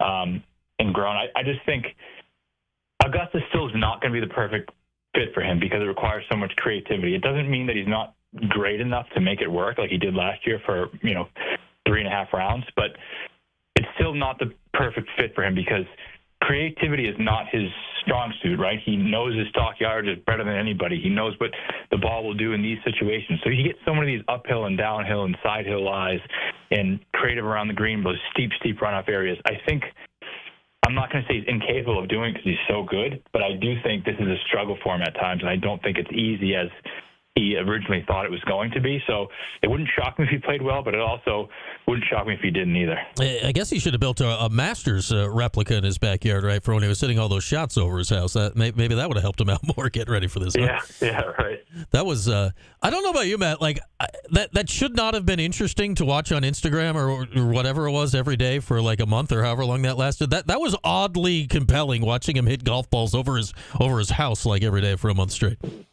He's an interesting guy, and I think they asked all the players today at the par 3 contest who their favorite player was. These are all just kids players and players playing little kids, and they all said Bryson. They said the majority of the people said Bryson, and it shows like how geared towards this YouTube golf that were going. Grant Horvat, all these guys becoming stars who are just YouTube celebrities. Again, I was at Miami last week, and there were more people, as many people interested in the duels thing they had with each player was paired with a content creator YouTuber, and that thing got 2 million views in 24 hours on YouTube. Yeah, and if you had done the same ask right at people 5 years ago, like almost nobody would have said Bryson. That was just kind of where he was at the point where he was having that weird rivalry with Koepka and the whole thing. As we got Matt Vincenzi with us. I don't know if I saw this name in your article. I've seen it in a lot of other people's, and that's Shane Lowry. He's got one major to his credit, going back to the year he won the British. Well, does he fit this course? What's your view of Lowry here at Augusta? He absolutely does. He was in one of the last few groups when Scheffler won the first time. My issue with Shane over the last 4 or 5 years is he just doesn't seem to have the ability to win. He's really steady. But he doesn't make the putts. He's a good iron player.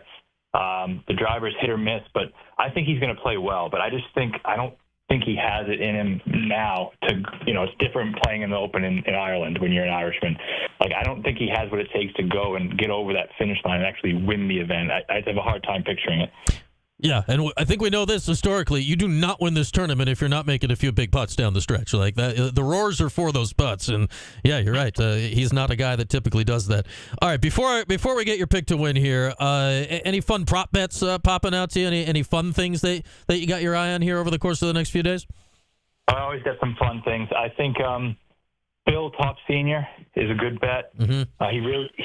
It opened at like around even money. I think it's up to minus 140 now, but he just has to beat basically Cabrera, Mike Weir, and Langer, who's really been struggling with his physical health and everything. So I think that's a really, really good bet as long as he shows up, and he's been hitting the ball great. I think him, Top Senior, is a good one. And I like Sergio. We talked about whether he can win or not, but the top continental European, and there's really competition for that is Victor Hovland, Ludwig Oberg, and John Rahm, all who I have question marks about. So if Sergio can come in, the top 15, he'll have a real chance to cash that 9-1. So those are my prop bets. Okay, those look like fun. And then it's always fun to toss together a little make the cut parlay to spice up the Friday. Anybody that you like tossing in that this year that's going to juice up your odds a little bit?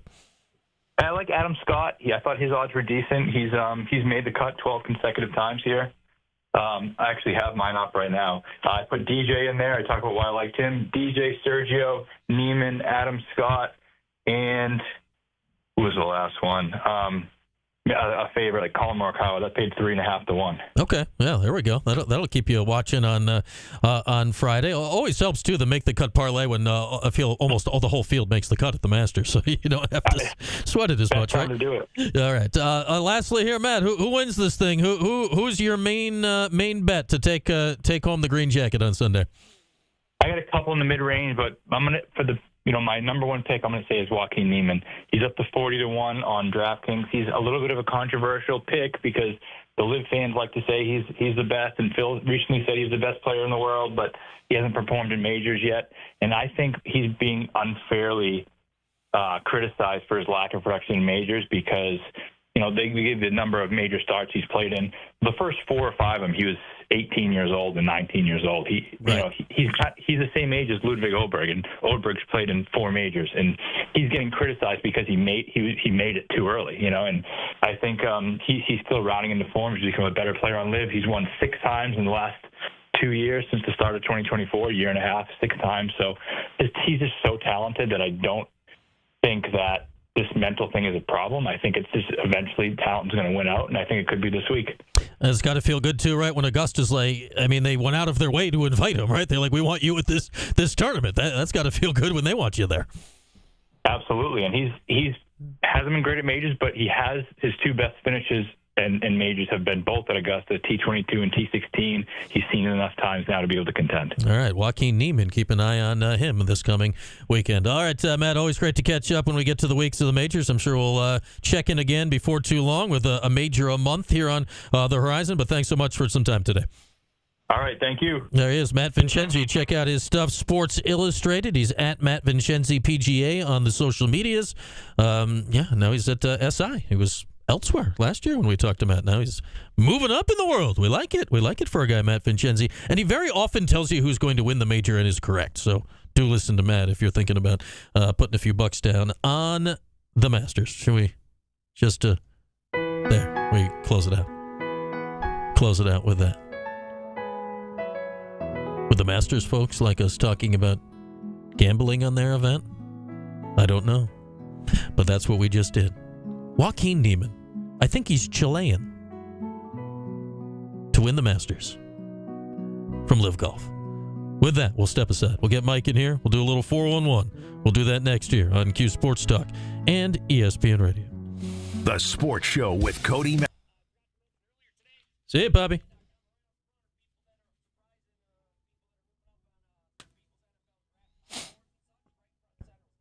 Yeah, videos of old boxing in every corner. That sounds like fun, Tim.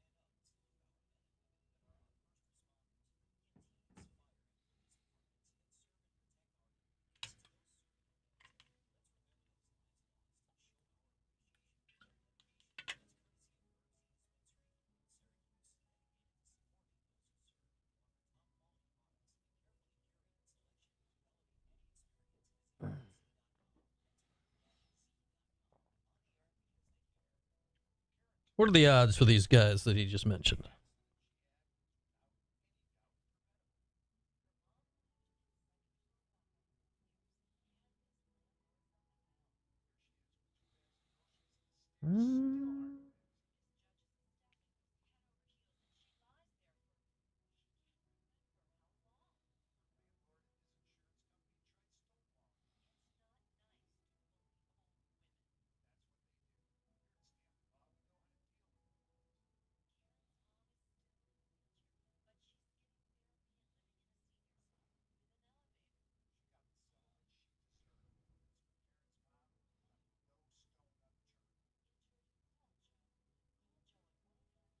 Oh, the Don King wing. That would be electric. That would be electric.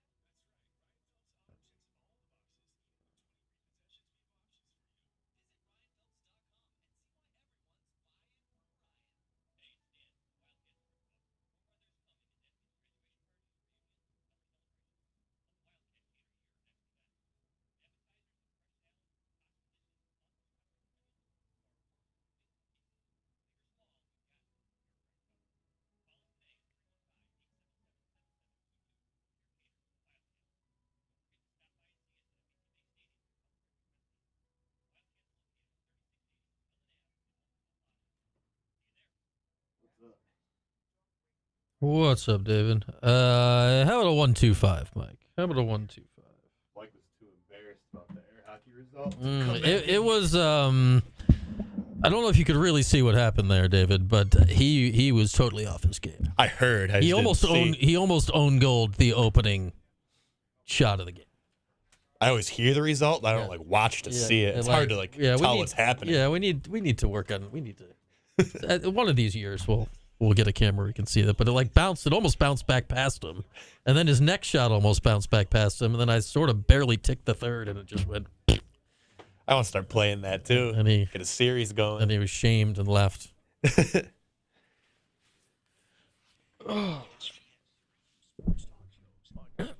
Talk.com.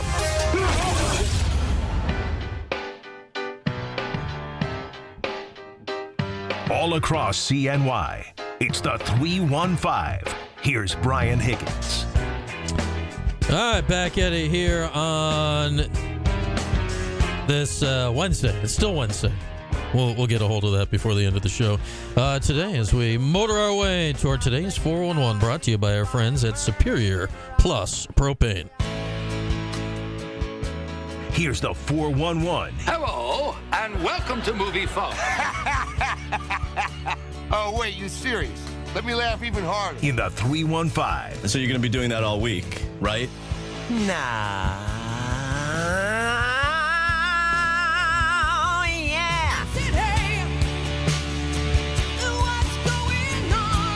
Oh, what's going on? We got our guy David here. What's up, David? What's going on? What do we got cooking today? All right. You locked in on the Masters? You golf guy I'm or not no? really No? a huge golf guy, but I'm going to try to follow it more this year. All right. I want to start playing this summer, so I'm going to watch. Well, there we are. I'll get into it. Don't let them being way better discourage you. Because, you won't be able to do any of that. But, watch the Masters. You'll enjoy it. There we go. All right, what do we got? What's going on? Something I like to do in the summertime is watch minor league baseball. Okay. Check out Syracuse Mets, go to a game, dollar hot dogs, dollar beers. It's fun to watch those guys compete, score some runs. Can't argue with a good dollar Thursday. Festivities in between the games. Yeah. Well, last night, if you were watching the Blue Jays single A affiliate, the Dunedin Blue Jays. Okay. They drew 22 walks in a game. 22 walks in a game? Against the Marlins affiliate, the Jupiter Hammerheads. That was 22 walks in a game? As you can guess, that was a minor league record for walks in a game. Good Lord. I once did a minor league game. I did a Penn League game, the Tri-City Valley Cats versus I don't remember who it was against, where the Valley Cats had 16 walks, and it was just comedy. I edited like a highlight clip for the next day, and I set it to like circus music because it was so bad. 22 is. Do you remember how long the game lasted? Roughly, I think it's still going, and this game was in like 2004. I mean, it's been over for a minute. 22 walk. I mean, that game had to last 4 hours. It lasted 3 hours and 39 minutes. And that's in Dunedin, where there's like there are not long TV timeouts or commercials. No. And down in the Florida League in Dunedin, that's like a minute between innings. Get your 8 warm-ups pitches and keep it moving. That is a shockingly long game for that level. You can say it was a team effort because all 9 batters drew at least 1 walk. They were all part of, and they didn't come out unscathed either. 4 of them were hit by a pitch. Oh, my goodness. 4 different batters were hit by a pitch in this game as well. 22 walks and 4 hit by a pitch? So nobody could throw the ball anywhere near the plate. So Jupiter, they put out 7 different pitchers. All but 1 walked at least 3 batters. So it was a team effort for them as well, just on all sides. That's unbelievable. 22 walks. Can you imagine just sitting? Because that's just boring. That's not fun. That's not fun to watch. That would not be fun. I mean, you're in Florida. It was probably nice out. Like you could have might a hot be too dog. hot though. Yeah. I mean, you might be sweaty. Yeah. You might be like, I don't want to watch this. Staying for the end of that game shows some otherworldly commitment to minor league ball. As you can guess, the score wasn't particularly close. 19-5 was the final. Okay, so they left a lot on base. Wonder how many runs got walked in. Like there had to be with 22 walks, there had to be at least a few that got walked in. At least 5, I would imagine. If not more. That's just amazing. That's just bad. That's bad. That's got to be. That's not a good night too, because you're the when you're the managers and the coaches of those teams, you gotta write like the reports that goes to like the GMs and stuff. Not a fun night to put that together. I wonder they had to use some creative language or some really quick stuff to make their guys not look just horrendously terrible for something like that. So we'll stay in Florida and go to the major leagues. Have you ever heard of Zach Hampel? He's a YouTuber. He travels around the world to different ballparks. I've heard the name, but I bet if he popped in front of my place, I don't know if I know who he is. He's a baseball fan and a YouTuber. He has a website. So he goes to different games with the goal of collecting as many balls as he possibly could. His lifetime collection is 12,000 baseballs. 12,000 baseballs? He's been to 65 different ballparks. I'm seeing a picture of him now next to a pyramid of baseball. 12,000? Where do you keep 12,000 baseballs? Unfathomable. Anyways, he was at the Rays and Angels game last night, and he became the center of attention. This guy's 47 years old. I think he's too old now to be stealing foul balls from kids. Well, last night, you could say he stole a home run. The Angels hit a 2-run home run, and Rays outfielder Chris Morrell, he went to try to rob the home run. Zach, he had his glove out. Well, you can't get 12,000 without a glove. Yep. So he caught the ball. So the Rays challenged it for fan interference, so you can't break the plane of the wall, basically. Okay, this was at the Yankees spring training. Steinbrenner Field. Okay, Like once the ball breaks the plane over the wall, it's kind of fair game at that point. Right. Watching the replay, I don't think Morrell could have came down with it, but it was very, very close. When you were watching the game, like fans were cheering. They thought he came down with it. That's how close it was. So I'm reading up on this guy. Apparently, he ended up with A-Rod's 3,000th career hit. I believe I saw he had Mike Trout's first home run. He's got Mike Trout's first home run. He's been criticized by sports writers, players, and fans due to his aggressive tactics to collecting baseballs. You would think that he has those ones like in a separate I area. think so. Like 12,000. Have you ever caught a foul ball at a game? I haven't caught one per se, but you've grabbed in one the stands. I'll chase him down. But you've ended up with one or two. I have a few in my bedroom. Yeah. Okay, I don't think I've ever. I haven't caught one. I have caught a hockey puck at a game, or that's pretty cool. Or more accurately, I had a hockey puck land on me at a game. I've come away with a few hockey pucks at the crunch game. It like flopped into my lap. I don't think I've ever caught a foul ball while like at a game. I've had a foul ball like go through the broadcast window before. I'm like, okay, it's in the booth. That's and I had one that I had one very bad day where we found out that the windows in our booth at a baseball stadium were not made of plexiglass because it shattered the window. I'm like, like what? Like there was glass like falling onto the concourse. I'm like, who designed this? But yeah, I've never caught a foul ball, and this guy's got 12,000. Yeah, as a fan, I don't think I would want to be in the first row. Yeah, it's pressure. Yeah, it's a lot. Everyone's watching you. If baseball's coming at you, you got to like get out of the way real fast.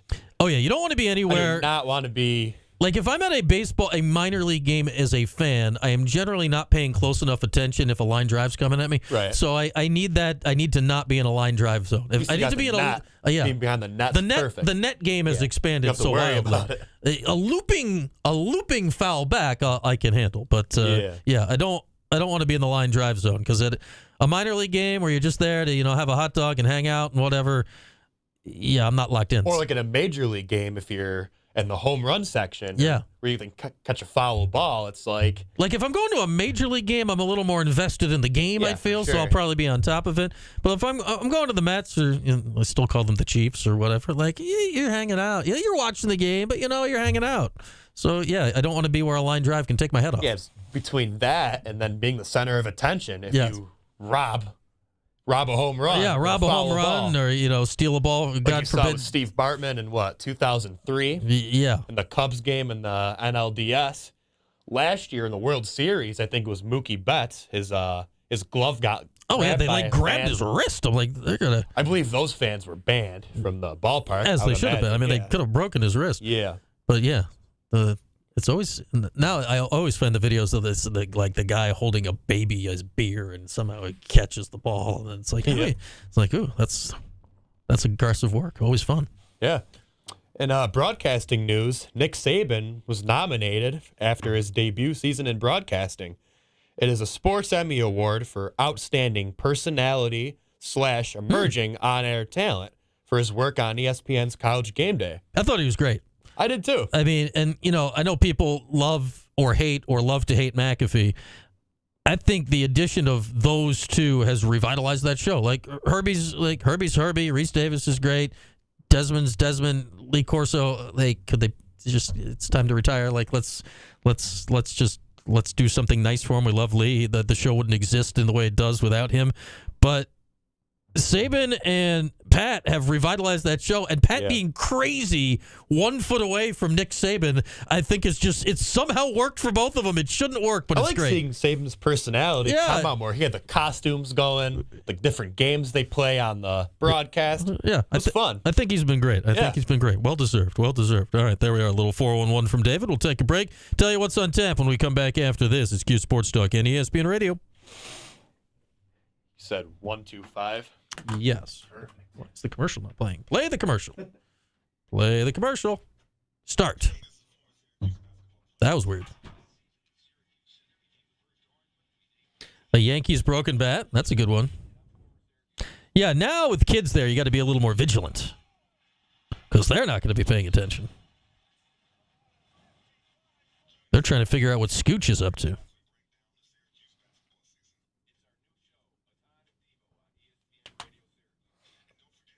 There you go, Govendo.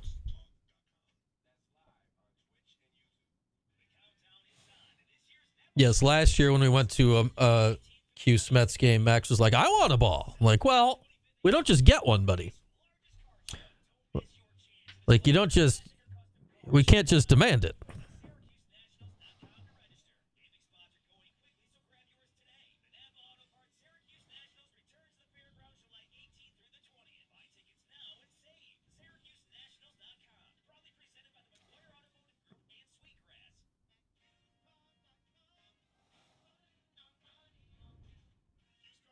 Yeah, I'd say if you're an adult catching balls at a minor league baseball game, like realistically, the story, like if you're an adult, the story is in the you caught it. Like, give it to a kid.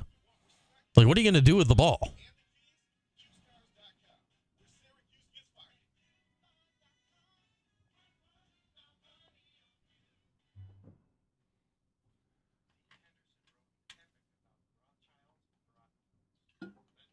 Scooch is a big cheater? What happened to Pops? Where'd Pops go? Remember Pops? When they were leaning into the whole train thing like 15 years ago? We're like, here's Pops. Where's that costume?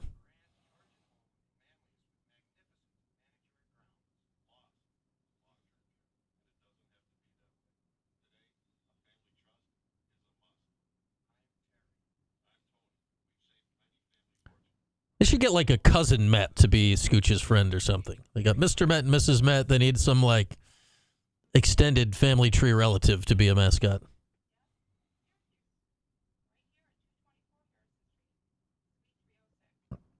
Joey Met, cousin of Mr.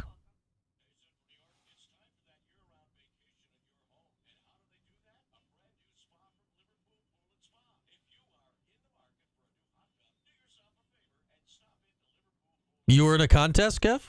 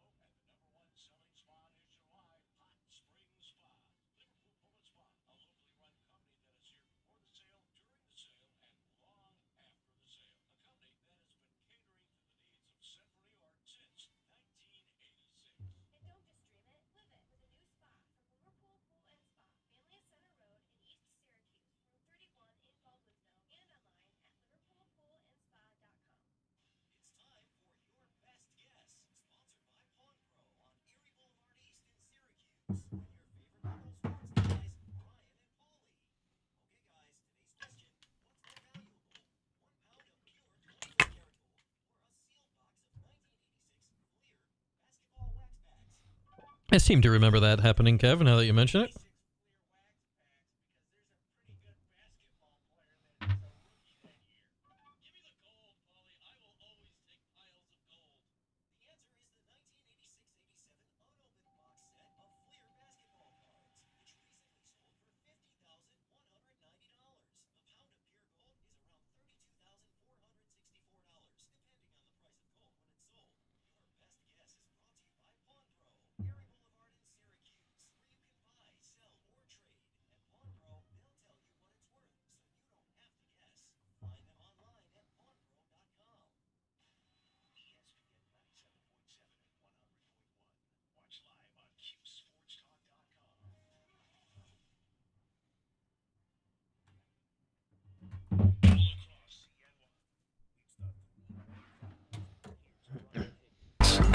All right, back for the last licks at it here today on a Wednesday as we let you know what's coming up.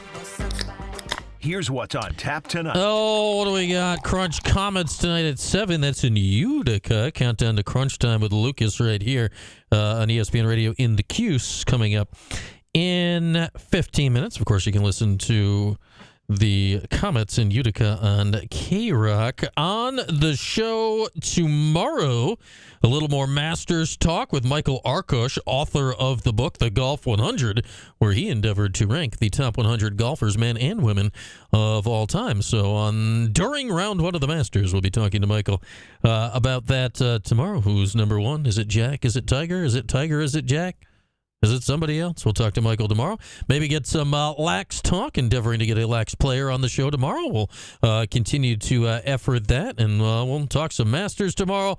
We'll talk some Portal Watch. We'll see what's going on with any of these Cuse guys and potentially future Cuse guys. If any of the calculus will change as the dead period in the portal officially ends tomorrow. So if there are any visits or something, they could potentially happen as soon again as tomorrow, as the dead period ends at the end of the day today when it comes to in-person recruiting vis-a-vis the transfer portal. Thanks to Matt Vincenzi of Sports Illustrated talking golf today. With that, have a good night. We're back at it tomorrow, 4 o'clock here, Cuse Sports Talk, ESPN Radio.